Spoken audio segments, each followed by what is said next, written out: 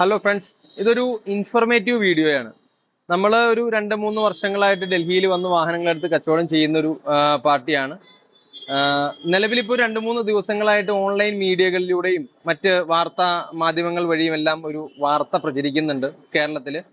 അതായത് 10 വർഷം കഴിഞ്ഞ ഡീസൽ വാഹനങ്ങൾ 15 വർഷം കഴിഞ്ഞ പെട്രോൾ വാഹനങ്ങൾക്ക് നിലവിൽ ഇവിടെ പെട്രോൾ ഡീസൽ കൊടുക്കുന്നില്ല, വാഹനങ്ങൾ ഇവിടെ നിന്ന് ചുളുവിലയ്ക്ക് കിട്ടും എന്നെല്ലാം പറഞ്ഞിട്ട് ന്യൂസ് വരുന്നുണ്ട്. നിലവിൽ ഈ ഇതിനെക്കുറിച്ച് വ്യക്തമായ ധാരണ ഇല്ലാതെ ഒത്തിരി ആളുകൾ ഫ്ലൈറ്റിലും ട്രെയിനിലും ടിക്കറ്റ് എടുത്ത് ഇങ്ങോട്ട് കയറുന്നുണ്ട്. അപ്പൊ അത്തരത്തിലുള്ള ഇങ്ങോട്ട് വരുന്ന ആളുകളുടെ അറിവിലേക്കായിട്ട് മാത്രം പങ്കുവയ്ക്കുന്ന ഒരു വീഡിയോ ആണ്. ആരെയും ആക്ഷേപിക്കാനോ ആരെയും കുറ്റപ്പെടുത്താനോ ഓൺലൈൻ മാധ്യമങ്ങളെ ആക്ഷേപിക്കാനോ ഒന്നുമല്ല. അതായത് DL രജിസ്ട്രേഷനിലുള്ള വാഹനങ്ങൾ, DL രജിസ്ട്രേഷനിലുള്ള 10 വർഷങ്ങൾക്ക് മുകളിൽ പഴക്കമുള്ള ഡീസൽ വാഹനങ്ങൾക്കും 15 വർഷങ്ങൾക്ക് മുകളിൽ പഴക്കമുള്ള പെട്രോൾ വാഹനങ്ങൾക്കും NOC ലഭിക്കാതെയായിട്ട് നിലവിൽ 1 വർഷത്തോളമായിട്ടുണ്ട്. ഈ വിവരം പല ആളുകൾക്കും അറിയില്ല. ഈ ഇത്രയും കാലപ്പഴക്കമുള്ള വാഹനങ്ങൾ നിലവിൽ ഇവിടെ നിന്ന് ആരും തന്നെ എടുക്കാറുമില്ല. അങ്ങനെ എടുത്തിട്ടുള്ളവർക്ക് അതിന് NOC കിട്ടത്തുമില്ല, അവിടെ രജിസ്ട്രേഷൻ ആവത്തുമില്ല.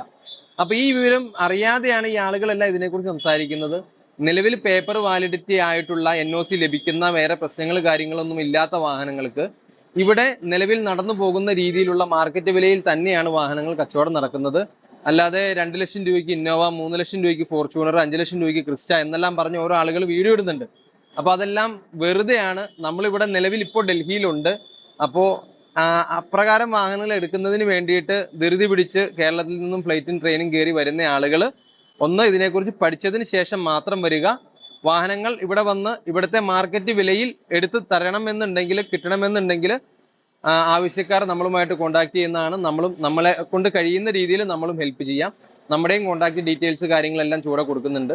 അപ്പോൾ കൂടുതൽ എന്തെങ്കിലും വിവരങ്ങൾ ഇതിനെക്കുറിച്ച് അറിയണമെന്നുണ്ടെങ്കിൽ നമ്മൾ താഴെ കൊടുത്തിരിക്കുന്ന കോൺടാക്ട് നമ്പറിൽ ബന്ധപ്പെടുക. ഓക്കെ.